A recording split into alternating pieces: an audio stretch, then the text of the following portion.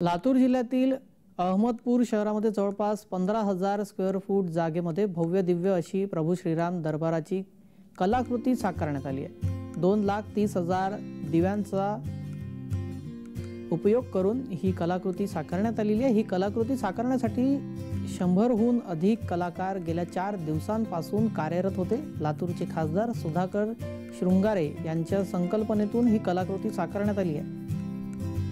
खासदार शृंगारे यांच्या हस्ते शुक्रवारी रात्री विधिवत पूजन करून श्रीराम दरबार या कलाकृतीचे लोकार्पण करण्यात आले। यावेळी फटाक्यांची आतिषबाजी सुद्धा करण्यात आली। मंदिर बनून तयार आहे, त्या ठिकाणी रामाची प्रतिष्ठापना त्या ठिकाणी प्राण प्रतिष्ठापना करायची आहे।